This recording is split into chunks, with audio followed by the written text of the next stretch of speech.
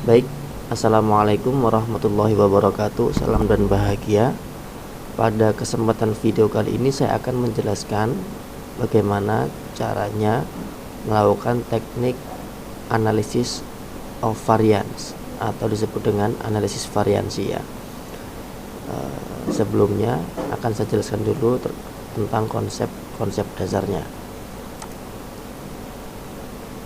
Analisis of variance atau ANOVA ya singkatannya, ANOVA atau ANOVA. Apa itu ANOVA atau ANOVA atau Analysis of Variance? Jadi ANOVA adalah merupakan salah satu teknik analisis untuk mengkomparasi atau membandingkan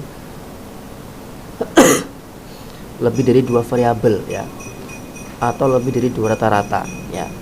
Jadi ANOVA atau ANOVA ini digunakan untuk membandingkan atau sebuah analisis komparatif yang digunakan untuk menghitung membedakan variabel yang lebih dari dua atau lebih dari lebih dari dua rata-rata ya. Kalau dulu kita pernah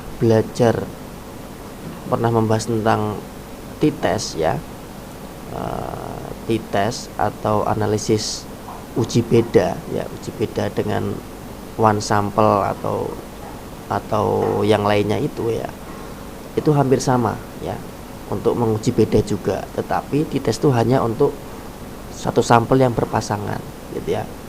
Tapi kalau ANOVA ini itu bisa lebih ya, bisa lebih dari dua kelompok ya, bahkan bisa lebih dari atau mungkin banyak kelompok gitu ya. Kalau independent sample t-test itu yang diuji hanya menguji beda rata-rata dari dua kelompok saja ya. Tapi kalau ANOVA ini bisa lebih dari itu ya.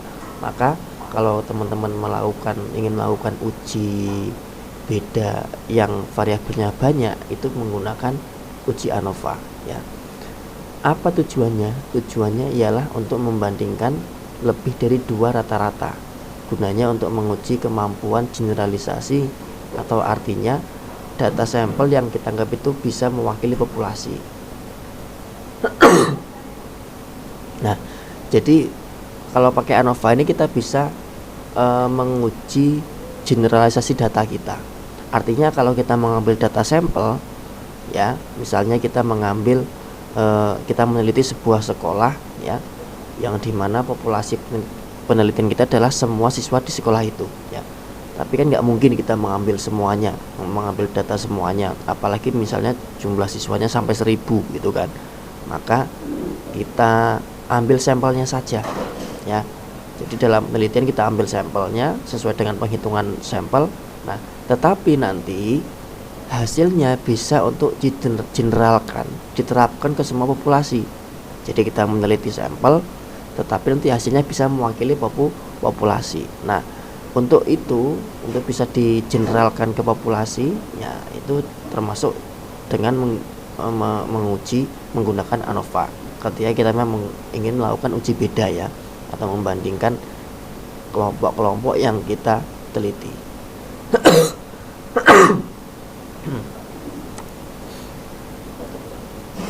Kegunaannya ANOVA digunakan sebagai alat analisis untuk menguji hipotesis penelitian yang mana menilai adakah perbedaan rata-rata antar kelompok gitu ya.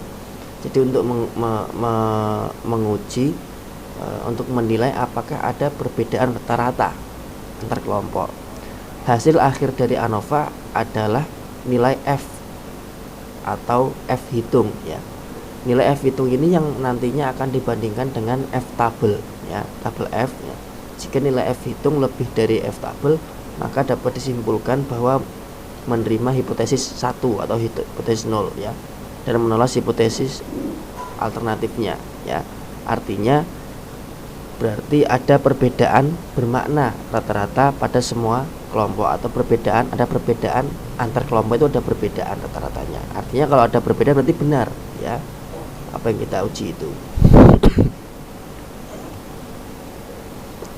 Analisis ANOVA sering digunakan pada penelitian eksperimen ya, di mana terdapat perbedaan perlakuan.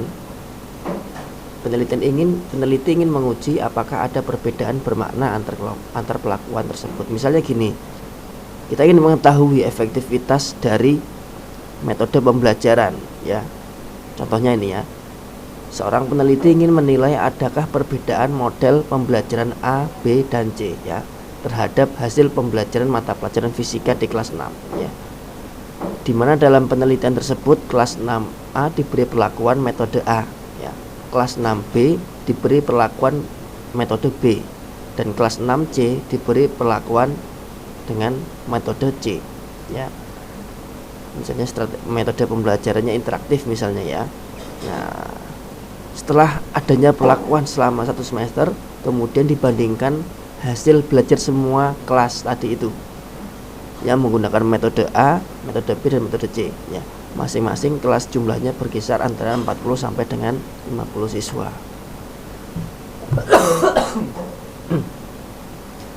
Hasil akhir yang didapatkan adalah nilai F hitung ya. Nanti akan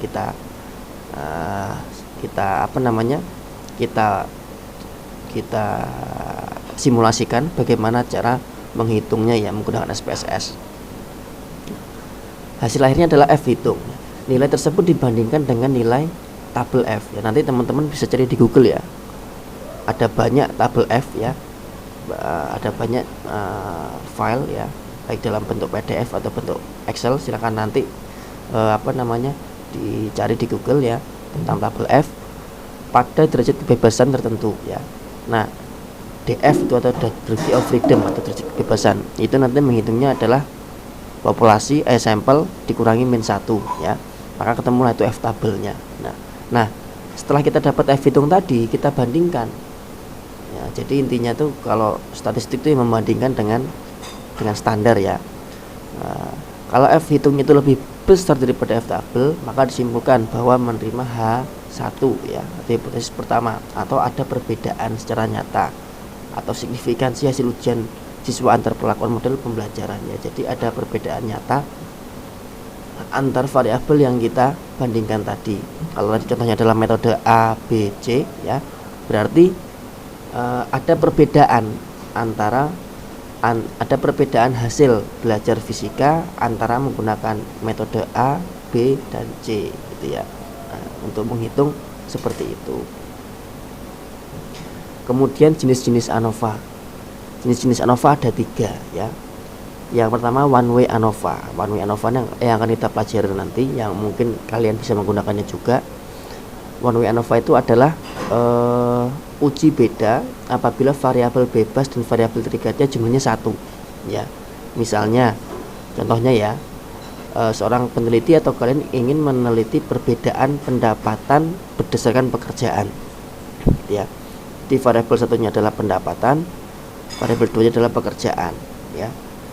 Dibandingkan misalnya pekerjaannya apa, dari misalnya guru, pedagang, atau petani, misalnya ada 3 jenis pekerjaan. Apakah ini penghasilannya sama atau berbeda, gitu kan, pendapatannya ya. Nah itu karena hanya ada 2 variabel pendapatan dan pekerjaan, maka disebut dengan one way ANOVA. Yang kedua ada two way ANOVA. Apa itu? Ini kalau peneliti ingin menguji sebuah variabel bebasnya ada 2, sedangkan variabel terikatnya ada 1 ya. Namanya two way ANOVA ya. Misalnya pengaruh gender dan pendidikan terhadap nilai ujian fisika. Nah, gender ini kan jenisnya ada 2 ya. Ada laki-laki dan perempuan, ada pria wanita.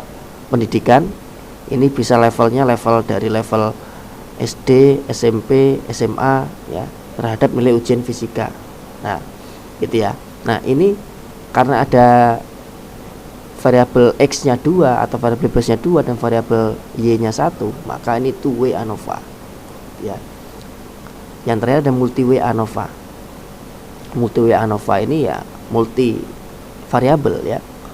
Apabila variabel bebasnya lebih dari 2 sedangkan variabel terikatnya ada 1, ini multi way ANOVA. Nah, teman-teman nanti ketika mungkin mau belajar, mau menggunakan statistik dalam menulis tugas akhir itu ya menggunakan one way ANOVA saja sudah cukup ya. Oke. Untuk yang two way atau multi way ANOVA mungkin nanti S2 atau S3 aja gitu ya. Nah, lagi-lagi ada namanya uji prasyarat ya. Itu uji prasyarat ini nggak bisa ditinggalkan dalam setiap uji parametrik ya. Kalau untuk uji prasyarat ANOVA ya, yang pertama data harus normal, maka harus melakukan uji normalitas. Yang kedua data harus homogen, maka harus ada uji homogenitas. Yang ketiga data diambil dengan random atau secara acak ya. Yang keempat, kelompok yang dibandingkan harus berasal dari sampel yang berbeda atau tidak berpasangan. Nah, sekarang kita akan simulasikan ya, akan kita contohkan ya, bagaimana caranya menghitung analisis ANOVA ini. Kasusnya adalah seorang peneliti sedang membandingkan penjualan handphone dengan merek Samsung, Oppo, Vivo, dan Lenovo. Nah, jadi ada seorang peneliti membandingkan ya. Ini mungkin penelitinya adalah seorang manajer toko ya, toko jual beli handphone ya. Nah, si peneliti ini ingin membandingkan apakah ada perbedaan rata-rata penjualan ya antara merek Samsung, Oppo, Vivo, dan Lenovo ya. Yang kedua, berapa rata-rata penjualannya ya. Nah, penelitian ini dilakukan selama 10 minggu ya. Jadi selama 10 minggu itu dicatat penjualannya ya. HP Samsung berapa, HP Oppo berapa, Vivo berapa, Lenovo berapa ya. Jadi setiap minggu dicatat ya. Minggu pertama berapa Samsung terjual, berapa Oppo terjual. Nah, maka datanya seperti ini ya. Nah, ini minggu pertama Samsung terjual 52, Oppo terjual 48, Vivo 34, Lenovo 32. Nah, ini semuanya dicatat sampai minggu 10 ya. Nah, mohon maaf saya batuk ya. Nah, dari data ini ya, tadi penjual ingin mengetahui berapa rata-rata penjualan keempat handphone tersebut ya. Kemudian apakah terdapat perbedaan rata-rata dalam penjualan keempat handphone tersebutnya. Nah, ini akan kita lakukan uji ya. Datanya sudah saya siapkan ya. Nah, kalau tadi dalam bentuk datanya itu adalah dalam bentuk penyajian data seperti ini ya. Ada Samsung tabel 1 Samsung, tabel 2 Oppo, tabel kolom 3 Vivo, kolom 4 Lenovo.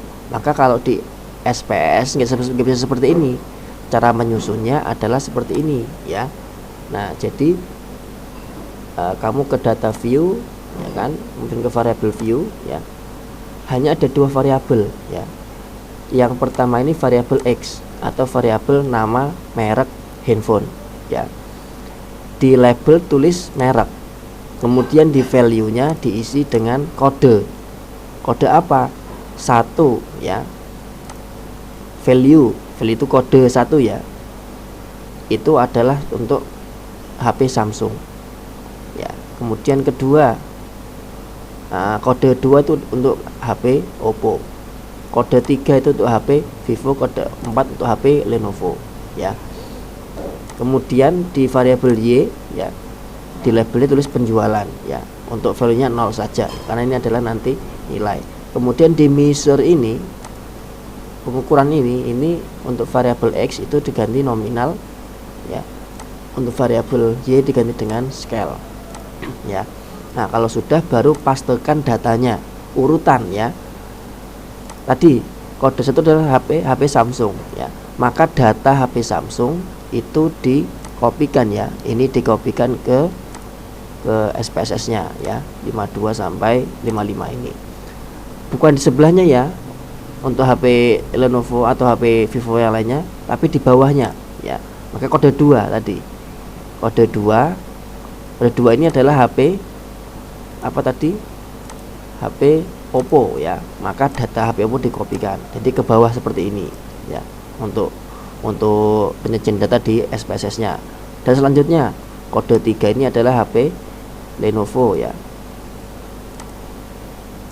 Ya, untuk mengetahui apakah ini kode ini apa ya.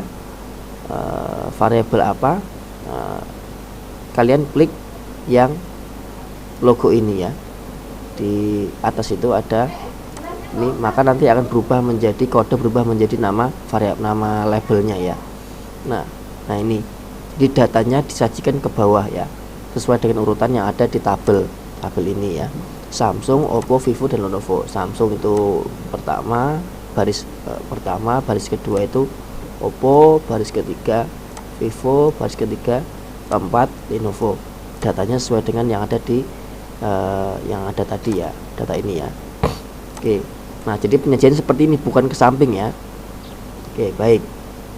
Setelah seperti ini ya, kemudian tadi variabel sudah kalian berubah, sudah kalian beli value-nya di variabel X yang merek tadi ya. Maka kita bisa melakukan ujinya. Bagaimana cara melakukannya? Yang pertama, klik analyze ya. Analyze karena kita ingin uji beda, maka larinya ke compare min ya. Compare min kan, compare itu membandingkan ya, membandingkan rata-rata ya, membandingkan rata-rata ya, membedakan rata-rata ya. Karena kita ingin melakukan one way ANOVA, maka pilih yang klik one way ANOVA. Nah di sini untuk variabel merek itu dimasukkan ke faktor ya, karena faktor-faktor ini akan kita bandingkan ya. Untuk data penjualannya dimasukkan ke dependent list. Oke. Kalau sudah di option, lakukan centang ya, centang statistik deskriptifnya dan statistik homogeneity of variance-nya. Nah ini untuk menulis homogenitas datanya ya. Kemudian continue, kemudian di post hoc kalian uji dengan Turki ya, Oke. Ini tetap biarkan saja yang ini ya, yang lainnya biarkan saja, lalu continue. Kalau sudah, kita klik OK. Nah maka di output SPSS-nya sudah ada hasil hitungnya, cepat ya. Jadi kalau data sudah punya data, mungkin mengerjakan ini ya cukup berapa menit ya, hanya saja mungkin nanti menjelaskannya, mendeskripsikannya yang agak panjang. Nah ini deskriptif statistiknya ya, ini menunjukkan bahwasanya rata-rata dari setiap penjualan ya. Selama 10 minggu ini Samsung, rata-rata penjualan Samsung itu 45, Oppo itu 41 ya, Vivo itu 39, Lenovo itu 35. Dari sekian yang rata-rata penjualan tinggi mana? Samsung ya. Samsung yang memiliki rata-rata penjualan paling tinggi yaitu 45,30. Oke. Kemudian ini hasil tes homogenitas, ini hasil uji bedanya. Nanti yang kita baca 3 ini saja ya. Oke, ini kita kopikan ke file kita, ke Excel atau ke ke Word ya. Nah hasilnya PowerPoint saya seperti ini hasilnya ya. Jadi rata-rata penjualan handphone yang tadi ya, Samsung itu 45, Oppo 41, Vivo 39, dan Lenovo 35 ya. Berarti dari sini kita tahu bahwasanya rata-rata penjualan yang tertinggi adalah penjualan HP Samsung ya, merek Samsung ya. Jadi tadi ada pertanyaan penelitiannya, rata-rata penjualan yang paling tinggi dari keempat HP tersebut apa? Samsung jawabannya ya. Oke. Nah uji homogenitas, kira-kira rata-rata itu memang terbukti atau tidak gitu ya. Maka kita lihat homogenitasnya, kita lihat signifikansinya saja ya. Kalau signifikansinya itu lebih besar dari 0,05, maka dapat disimpulkan bahwa variansi keempat kelompok untuk penjualan HP yang kita bandingkan tersebut adalah sama atau homogen. Nah artinya memang datanya homogen ya, sama atau homogen. Nah tadi kan ada syarat, uji prasyaratnya harus homogen ya, data harus homogen ya. Nah kalau data sudah homogen, jadi ya gini, kita lihat signifikansinya ini ya, yang dilihat